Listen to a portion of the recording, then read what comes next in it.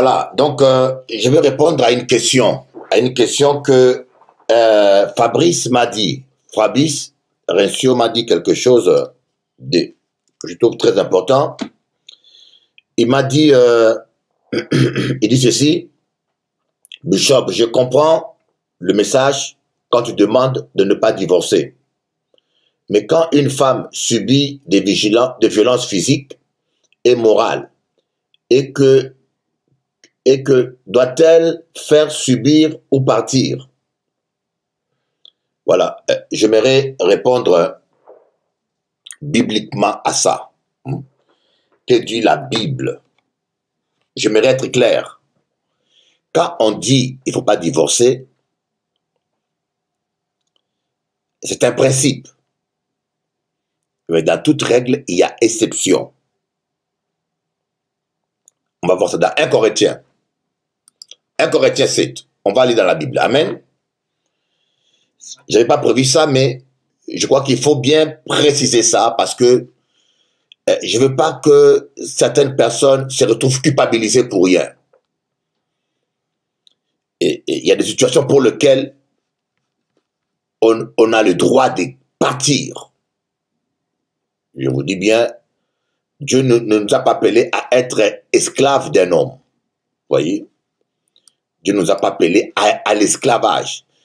Et surtout certains hommes, quand ils savent que vous êtes chrétienne, ils abusent. Ils font n'importe quoi.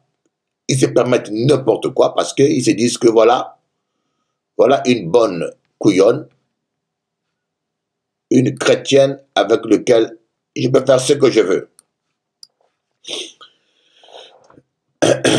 Voilà, on va voir ça. Nous allons voir ça. Voilà, on va voir à partir du verset 12. À partir du verset 12. Suivez un peu. J'aimerais vous lire à partir du verset 12. Suivez bien. Hein? Aux autres, ce n'est pas le Seigneur, c'est moi qui dis. Cette formule de phrase, beaucoup de gens l'ont utilisée pour dire que ça, c'est pas le Seigneur qui dit ça, c'est Paul qui donne son avis, donc c'est pas important. Non. Quand l'apôtre Paul dit ce n'est pas le Seigneur, il veut dire simplement ce n'est pas une phrase que le Seigneur a abordée sur terre. Ce n'est pas une question que le Seigneur a traitée sur terre. Parce qu'à la fin, l'apôtre Paul dit « Or, je crois avoir le Saint-Esprit ». Voyez? Donc, il voulait dire simplement que ce n'est pas une phrase que le Seigneur avait traitée directement sur terre. Mais c'est une phrase que l'Esprit m'a donnée, le Saint-Esprit m'a donnée. Or, l'Esprit, c'est le Seigneur. Voilà, il dit bien aux autres, ce n'est pas le Seigneur, c'est moi qui dis. Si un frère a une femme non croyante et qu'elle consente à habiter avec lui, qu'il ne la répudie point. Si une femme a un homme non croyant et qu'il consente à habiter avec elle, qu'elle ne répudie point son mari. Car le mari non croyant est sanctifié par la femme, et la femme non croyante est sanctifiée par le frère. Autrement, vos enfants seraient impurs, tandis que maintenant ils sont saints. Si le non-croyant se sépare, qu'il se sépare. Le frère ou la sœur n'est pas lié dans ces cas-là. Donc le frère ou la sœur peut se remarier. S'il n'est pas lié, donc il peut se remarier. Dieu nous a appelés à vivre en paix. 1 Corinthiens 7, à partir du verset 12. Dieu nous a appelés à vivre en paix. Maintenant, je vais rentrer en profondeur parce que c'est une phrase. Quand l'apôtre Paul dit si un frère est marié avec une sœur non croyante, cette traduction a tenu un peu certaines nuances. Parce que les démons aussi croient. Si nous allons lire dans Jacques, l'apôtre Jacques dit, les démons aussi croient et ils tremblent. Donc, les démons aussi croient et tremble. Donc, il y a des démons croyants. Donc, si un frère est marié avec une sœur démon, qui ne la répudie pas. Non, c'est pas ça. Derrière le mot non-croyant, il y a des traductions qui disent non-pratiquant. Là, je trouve que c'est plus consistant, c'est plus précis. Si un frère est marié avec une sœur non-pratiquant, qui n'est pas né de nouveau ou qui ne pratique pas la parole de Dieu. Si le frère consent habiter avec lui, alors on va voir le mot consentir. C'est quoi consentir à habiter? Consent à habiter, ça veut dire si le frère se comporte, démontre par son comportement qu'il veut rester avec la sœur, vivre en paix avec la sœur, que la sœur ne divorce pas parce que le frère n'est pas chrétien ou n'est pas pratiquant. Il y a des sœurs qui sont mariées, qui sont venues à l'évangile, ils étaient mariés avec un païen, mais moi j'ai vu des païens qui sont corrects. Hein. Il n'empêche pas sa femme d'aller à l'église, il prend sa femme dans la voiture, il l'amène à l'église, il la dépose, il vient le récupérer après le culte, il l'amène à la maison, il ne trompe pas sa femme, il est correct. Et pourquoi tu vas te séparer? Pas de raison. Mais si tu es marié avec un homme, tu viens à l'évangile, il te tape. Il ne veut pas que tu ailles au culte. Mais écoutez, tu as droit de divorcer. Car Dieu nous appelle à vivre en paix. Tu as droit de divorcer. Moi, mon pasteur me disait, il faut rester. Mais après avoir étudié la parole de Dieu, je me suis rendu compte que nous empêchons aux gens de rentrer dans le royaume des cieux. Nous-mêmes, nous ne rentrons pas. Comment une personne peut vivre en paix avec un homme qui le tape tous les jours? C'est dans le cas où on te tape. Un homme qui te tape des coups, qui met ta vie en danger, tu vas rester avec lui? Non, non. Tu as droit de faire le divorce. Et tu es libre dans pareil cas. Tu me dis, mais si le frère a été baptisé, quelqu'un peut être baptisé et ne pas pratiquer la parole de Dieu. Hein? Quelqu'un peut être même pasteur, mais c'est un vrai sorcier. Quelqu'un peut même être chrétien et parler en langue, ne pas pratiquer la parole de Dieu. Un chrétien, on le voit par son comportement. Quelqu'un qui pratique la parole de Dieu ne tape pas sa femme. Je vous donnerai un exemple. J'ai un ancien qui était marié avec une femme. Un ancien qui était marié avec une femme. Pendant 2 ans ou 3 ans, cette femme refuse des rapports sexuels à son mari, qui est l'ancien. L'ancien est venu me voir, il pleurait presque. Il m'a dit, Bishop Eli, je suis en danger. Ça fait 2 ans, 3 ans que ma femme me refuse au lit. J'ai des envies. Qu'est-ce que je fais? Je dis, dis à ta femme, je viens la voir. La femme a dit, je ne vais pas voir ce monsieur chez moi. Il dit, ok. Dis à ta femme que j'envoie 2 anciens pour le voir. Elle a dit, je ne vais pas voir des anciens chez moi. Et la dame dit à son mari, Jésus était homosexuel parce que... Je dis, écoutez, va dire à ta femme, étant qu'apôtre de Dieu, conformément à la parole de Dieu, je la considère comme une non-pratiquante. Parce qu'une pratiquante ne maltraite pas son mari comme ça. Alors je déclare devant la parole de Dieu et l'Église, mon frère, tu es libre. Tu fais le démarche du divorce, tu quittes cette maison-là. Il y en a qui ne vont pas me comprendre, mais je m'appuie avec ce verset. Quand tu es marié avec une personne qui ne pratique pas la parole de Dieu, qui est non pratiquante, mais si la personne consente à habiter avec toi, c'est-à-dire collabore pour vivre avec toi dans la paix, tu ne divorces pas. Mais si la personne a un comportement, il te tape, ou il tape tes enfants, il te menace, ou la dame te refuse au lit, tu n'es pas une esclave pour subir ça. Si tu es devant une telle situation, tu appelles les anciens de l'église, ils vont aller voir la personne et constater le fait. Et si les faits sont véridiques, l'église va te déclarer libre. Une vraie église de Dieu va te déclarer libre. Et tu vas refaire ta vie avec quelqu'un qui va t'aimer. Le mariage n'est pas un esclavage. Mais ce verset est, malheureusement, nous avons des pasteurs religieux qui n'ont pas compris ça. Une femme s'est fait tabasser.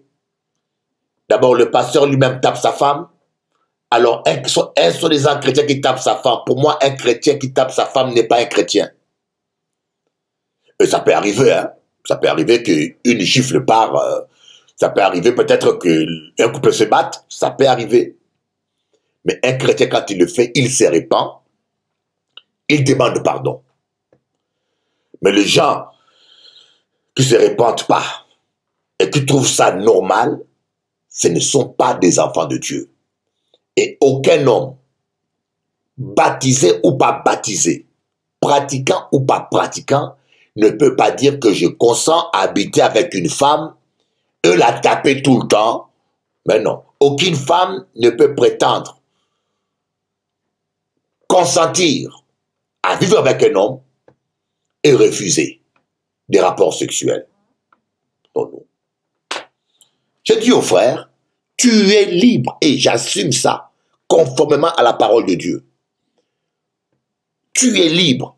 Et nous avons beaucoup de femmes chrétiennes que certaines églises ont condamnées. Je dis bien que certaines églises ont condamné. On dit, ne refais pas ta vie. La fille a 30 ans.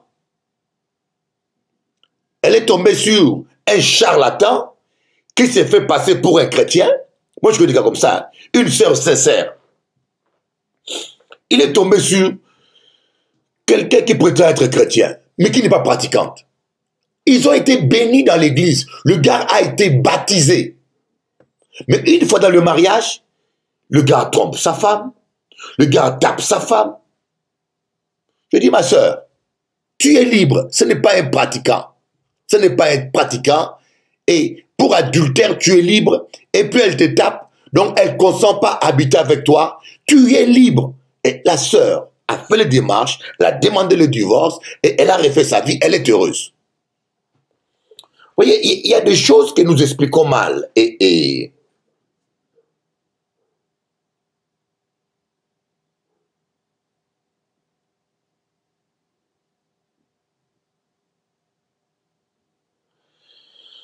voilà, donc voilà, je voulais bien expliquer ça clairement. Je voulais être clair parce que malheureusement, l'église n'est pas claire à ce sujet. D'ailleurs, je ferai une vidéo.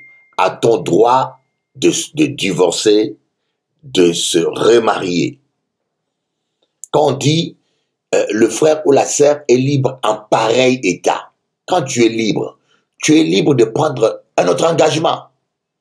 La parole est claire. Mais parce que beaucoup de pasteurs africains mélangent la culture africaine. Dans notre culture africaine, on est un peu macho. La femme est prise comme un enfant. L'homme qui tape sa femme, il y a même des cultures où quand un homme tape sa femme, c'est pas scandaleux. C'est comme un homme qui tape son enfant, qui le corrige. C'est un peu comme la culture arabe, quoi. La femme, on la tape, c'est pas un crime, c'est pas scandaleux, on la corrige. Parce qu'elle a manqué du respect à son mari l'a tapé. En Afrique, c'est ça. Alors quand tu vas voir un pasteur africain qui est encore dans cette culture-là, il te dira, mais non, pardonne, reste avec lui, supporte-lui, il va changer, persévère, ne divorce pas. Non. La femme n'est pas un sac. Tu es marié, tu dois assumer ton rôle. C'est seulement le cas. Je dis bien, c'est seulement le cas pour laquelle l'apôtre Paul dit l'homme chrétien ou la femme chrétienne est libre, a droit de divorcer et de refaire sa vie. Mais si Vous êtes dans la maison, pardonne-moi, ton mari ne fait pas bien l'amour. Apprends-lui à bien le faire. Débrouillez-vous autrement. Ce n'est pas une excuse pour divorcer. Si, je ne sais pas moi quoi, même si ton mari un jour te tape et il demande pardon, c'est différent. Il demande pardon, il faut pardonner. À moins que cela ne devienne pas l'habitude. Amen. Un vrai chrétien, quand il fait le mal, demande pardon. Je connais une sœur qui était ici. Une jolie sœur, une jolie Sabine. C'est triste. Cette femme-là, elle a 2 jolies filles. Elle venait souvent me voir. Elle a un mari qui était chrétien et ce mari a une maîtresse. Le mari ne touche pas la sœur depuis plus de 2 ans. Je ne peux pas comprendre. Ça, c'est de la méchanceté, ça. Je t'avoue, moi, si je suis païen, écoutez, si j'étais païen, j'ai rencontré une femme qui me plaît et que je deviens, tu séduis. Je parle de l'hypothèse, hein. Je sors avec une autre femme. Mais par pitié, même par pitié, je vais essayer de satisfaire ma femme. Elle t'a donné 2 enfants. Elle t'a donné... Tu ne peux pas faire 2 ans avec une femme à la maison. Tu ne la touches pas. C'est inhumain. C'est inacceptable. Mais le monsieur a fait 2 ans. Et cette femme-là, cette sœur, elle allait chez des pasteurs africains qui lui ont dit « Reste là, persévère, reste là, persévère, c'est pas grave. » Elle est venue me voir, j'ai dit « mais le mariage est déjà rompu. L'adultère est une rupture du lien conjugal. Vous êtes déjà divorcé devant Dieu. Cet homme-là est une seule chair avec sa maîtresse. L'adultère est déjà consommé en cas d'adultère. En cas d'adultère, le divorce est déjà consommé. C'est comme si tu coupes une corde. On a pu le couper, c'est déjà coupé. Le monsieur est déjà une seule chair avec sa maîtresse. Ma soeur, tu es libre. Elle m'a écouté. Et puis, elle est partie écouter un charlatan qui lui a dit « Reste là, persévère, ton mari va changer. » Elle est restée. Je ne sais pas où est-ce qu'elle en est. Mais le monsieur n'a pas changé. Hein. Il y avait une sœur. J'espère qu'elle me suit. La sœur, est-ce que je peux donner ton témoignage? Je peux citer son nom. Je vais quand même citer. La sœur Romaine. Ma fils dans le Seigneur que j'aime beaucoup, la sœur Romaine, une Guyanaise qui est en Guadeloupe toujours. Cette sœur avait un mari. Le mari, il est hautain. Le mari, il est méchant. Le mari, il est orgueilleux. Et personnellement, moi, je le trouve laid. Pardonnez-moi, mais je trouve pas qu'il est... Il est tout petit, tout ritiki. Il n'est que l'ombre de lui-même. Mais la sœur adorait cet homme-là. Tous les jours, elle priait. Mais Jamali, prions pour mon mari. Il va changer. Il va... Un jour, j'ai appelé la sœur Romaine. J'ai dit, ma sœur Romaine, cet homme-là est non pratiquant. Elle te dit en face qu'elle t'aime pas, que tu pars. Le monsieur lui dit, je ne t'aime pas et tu pars. Il a sa maîtresse. Mais tu es libre, ma sœur. Moi, je t'ai dit, tu es libre. La sœur ne m'écoute pas. Tous les jours, prions pour celui-là, prions pour mon mari avec lui. Même quand on est en veillée, qui a un jeu de prière, moi, quoi, prions pour mon mari. Mais je dis, ma sœur, Dieu ne peut pas convertir quelqu'un qui ne veut pas convertir. Dieu ne peut pas changer quelqu'un qui ne veut pas changer. Ah, mais j'ai appelé, prions pour... Je dis, j'ai fait ça. Je dis, ma sœur, tu me donneras raison. 7 ans ont passé, 10 ans ont passé. Finalement, le monsieur a demandé le divorce. Il ne s'est pas converti. Il est parti avec la maîtresse et la sœur était obligée par la loi d'accepter le divorce. Et elle a perdu 10 ans de sa vie. Je dis, tu vois, je t'avais dit quoi? La Bible dit que si un non-croyant, un non-pratiquant veut partir, laisse-les partir. Et la sœur est bénie parce qu'il a rencontré un veuf chrétien qui le traite bien. Maintenant, elle s'est remariée, elle est heureuse. La vie est simple, maman. La vie est simple, tati. Et pour moi, ma conviction, si ton mari te trompe, tu lui donnes un ultimatum. Tu dis, écoutez, messieurs, je veux pas que tu attrapes le sida et tes microbes là, ou la syphilis, ou bien je sais pas quoi, il y a une maladie là qui n'a même pas de traitement. Que tu me l'amènes. Prochainement, si tu vas avec ta maîtresse, ne reviens pas ici. Je suis clair. Ne pas appeler à subir comme des esclaves la loi des hommes. L'amour, c'est la fidélité. Tu t'es engagé pour la fidélité, tu restes fidèle. C'est un contrat, le mariage. Le mariage est un contrat. Voilà. Donc, je crois que je suis le plus clair possible. Je pense que je suis le plus clair possible. Alors, je vais vous laisser. Anna, on m'a dit de supporter. Ah, qu'est-ce qu'Anna dit? Amen, pasteur. Moi aussi, j'ai vécu les mêmes choses. On m'a dit de supporter. Dieu au pasteur, c'est trop facile. Hein? Dieu au pasteur, si ta fille, on lui faisait ça, qu'est-ce que tu allais lui dire? Je ne pense pas qu'elle aurait dit à sa fille de supporter ça. C'est trop facile ça. De dire aux autres de supporter. Ah non. Ce n'est pas l'esclavage. Dieu nous appelle, qu'est-ce que l'apôtre Paul dit? Dieu nous appelle à vivre en paix.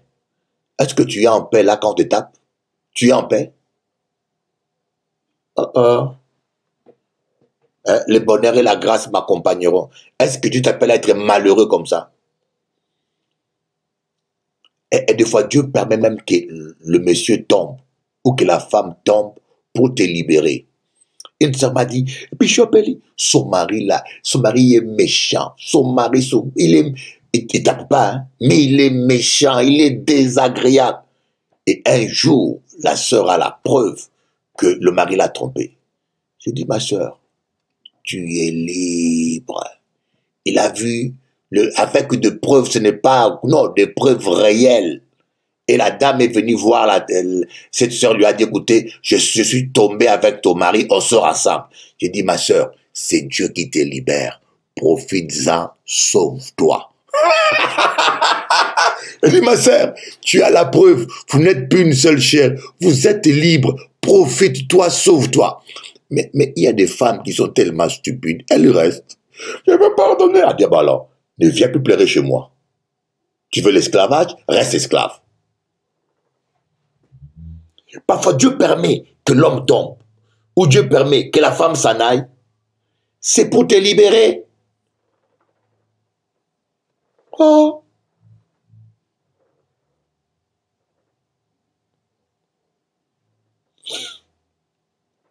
Oui. Ça dit que le problème des couples, mais imaginez-vous un homme qui est avec une femme et qui s'est dit que je peux faire tout ce que je veux. Le pasteur de la femme a dit que la femme doit rester à la maison. Il ne fera pas d'effort, hein. Je peux la taper, elle n'a pas le droit de partir. C'est pas ça. C'est pas ça que dit la Bible.